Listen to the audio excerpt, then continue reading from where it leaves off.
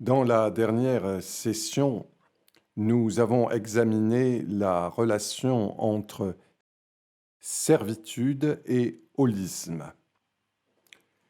Quand nous regardons la façon dont Jésus a servi, ce n'était pas seulement pour des besoins spirituels des gens. Il a servi dans tous les domaines des besoins humains. Et nous devons faire de même. Dans cette session, je voudrais que nous examinions la relation entre le holisme, le service et la transformation.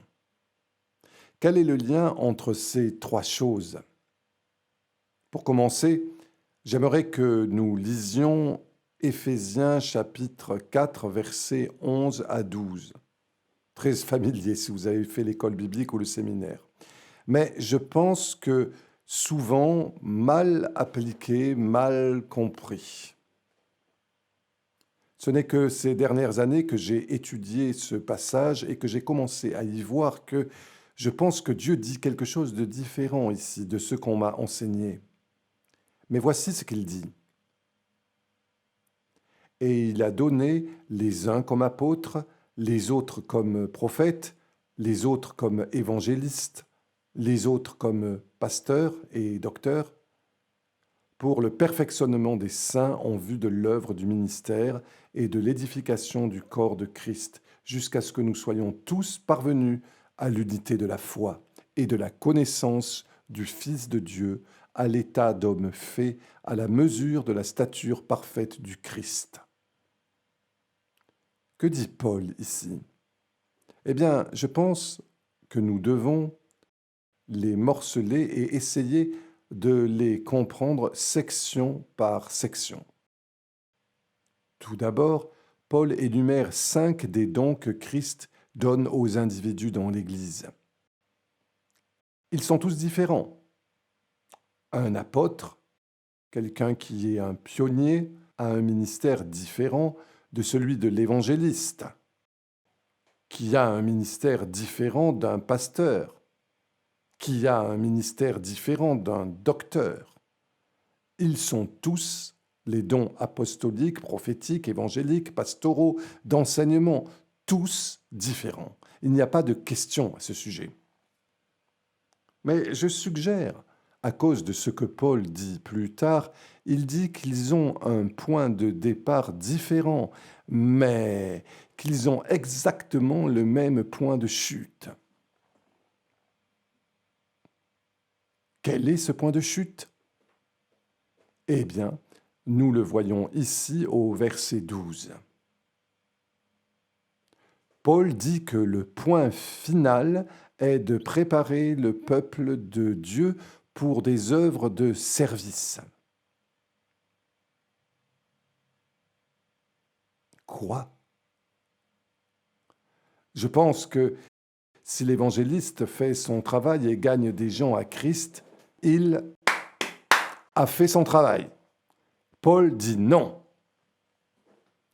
Ça ne suffit pas. Vous gagnez des gens à Christ afin qu'ils soient équipés pour servir.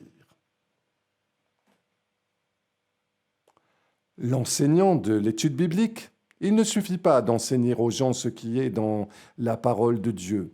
Dans mon salon, il y a quelques jours, nous avions un de nos employés et il me parlait de ses études bibliques avec les réfugiés népalais ici dans notre ville. Et je lui ai demandé, eh bien, que faites-vous au-delà de l'étude biblique? Il a dit, bien, vous savez, pas grand-chose. J'ai dit, pensez-vous que l'étude biblique fait de ces nouveaux réfugiés croyants népalais des disciples ici? Il a dit oui. J'ai dit, moi pas. Que vous connaissiez la Bible ne signifie pas que vous allez faire ce que la Bible dit de faire et ce que dit la Bible. Elle dit de servir. Et le fait que vous étudiez la Bible, je sais, après de nombreuses années passées dans une église évangélique, que l'étude biblique n'amène pas du tout les gens à être automatiquement des serviteurs. Oui, ça arrive, parfois.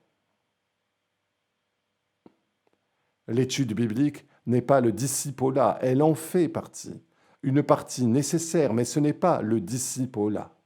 Donc si vous êtes un enseignant de l'étude biblique, si vous êtes un pasteur et que vous n'équipiez pas les membres de votre Église pour servir, vous n'avez pas fini votre travail.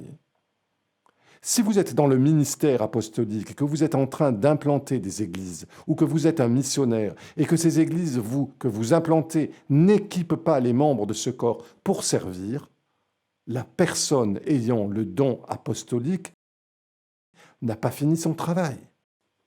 Oui, ce sont des dons différents, ils ont un point de départ différent, mais ils ont le même point de chute. Quel est ce point de chute? C'est ce pourquoi nous sommes nés de nouveau. Pourquoi sommes-nous rétablis? Pour pouvoir refléter l'attitude qui était en Jésus-Christ. Et quelle est cette attitude? C'est l'attitude d'un serviteur. Si ce que nous faisons dans nos églises n'équipe pas enfin de compte le peuple de Dieu à servir, nous n'avons pas fait notre travail. Lisons les versets 12 à 13. Et c'est si important de voir le flux et la connexion entre ces versets. Tout d'abord, vous avez une liste de 5 des dons que Dieu donne aux dirigeants de l'Église. Alors, vous avez une description de leur but unique, et c'est d'équiper le peuple de Dieu pour servir. Et troisièmement, Paul nous dit ce qui se passe quand nous le faisons. C'est ce qui n'est pas arrivé en Europe et en Amérique du Nord au cours du siècle dernier. De plus en plus ce siècle, nous amenons les gens à Christ, ils viennent dans l'Église, nous implantons beaucoup d'églises, nous avons des études bibliques et toutes sortes de cours bibliques, très axés sur l'aspect cognitif. Mais on ne fait pas la tâche principale de l'Église, qui est de les équiper pour sublimer ce qui est le mieux pour eux au profit de ce qui est le mieux pour les autres. Voyez ce que Paul dit au verset 13. Il dit « Jusqu'à ce que nous soyons tous parvenus à l'unité de la foi et de la connaissance du Fils de Dieu, à l'état d'homme fait, à la mesure de la stature parfaite de Christ. » Regardez cette image. Voici ce que dit le verset 13.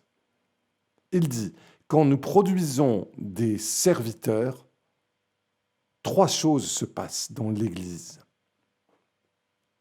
La première chose, c'est que l'Église de Jésus-Christ, pas seulement dans notre propre Église locale, mais quand l'Église, les membres du corps de Christ dans le monde entier deviennent des serviteurs, l'Église devient unifiée. Voudrions-nous voir l'unité dans le corps de Christ? Absolument, absolument.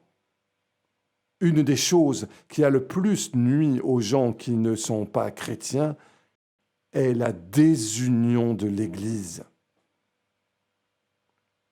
Et le combat d'une dénomination ou d'une Église contre une autre, la jalousie et la compétition. Comment la faire partir? Paul dit ici que ça va partir quand nous équipons les membres de nos églises pour servir, et évidemment que nous les mettions en position de servir. C'est une conséquence de l'obéissance à l'évangile holistique. Deuxièmement, Paul dit « Nous devenons, ou qu'ils deviennent, les membres de nos églises. Ils parviennent à la maturité. » N'est-ce pas le rêve de tout pasteur que les membres de sa congrégation parviennent à la maturité? Et ils sont capables d'être le peuple de Dieu qui reflète l'image de Jésus-Christ, le serviteur principal. Bien sûr, c'est notre désir.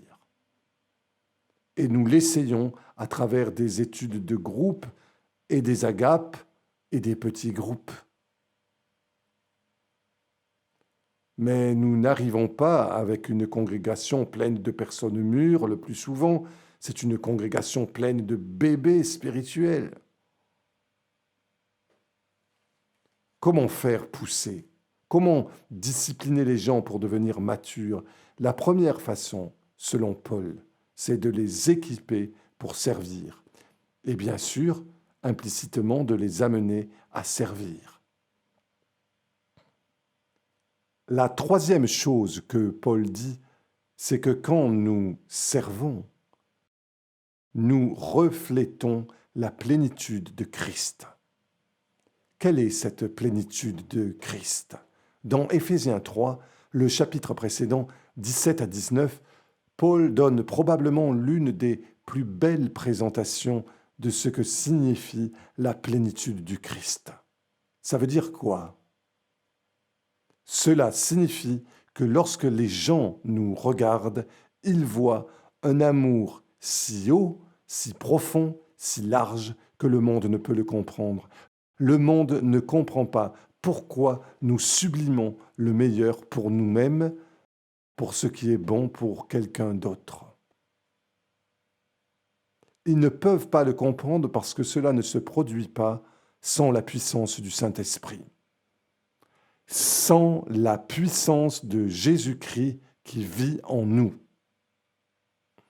C'est ce que signifie refléter la plénitude de Christ. En un mot, la plénitude de Christ, c'est l'amour, comme on a vu dans Éphésiens 3, 17 et à 19. C'est un amour si haut, si profond, si large, qu'il est incompréhensible. Il est incompréhensible parce qu'il n'est pas humain. Il est divin. Comment ce qui finit peut-il contenir l'infini? On ne peut pas faire ça, mais il peut être possible que nous possédions cet amour infini. Si nous servons, si nous sublimons notre désir pour le mieux de quelqu'un autour de nous. Et ce service est reflété dans tous les domaines. Ce n'est pas seulement servir les autres pour l'évangélisation, ni de servir les autres seulement en implantant des églises, ou en ayant des petits groupes, ou en faisant des études bibliques. Toutes ces choses sont bonnes si elles se résument à ce seul but que Paul nous dit, c'est le but des dons, c'est-à-dire équiper le peuple de Dieu pour le service. Dans l'histoire, nous voyons des exemples de comment ce genre d'amour a pu avoir un impact sur la transformation. Et je veux aborder cela dans notre dernière session. Mais avant de le faire, j'aimerais que vous preniez un peu de temps personnel et que vous posiez la question, Père, est-ce que je vois dans ma propre vie ce genre de service? Et sinon, il faut s'engager à demander à Dieu de bâtir la même attitude en nous que celle qui était en Jésus-Christ,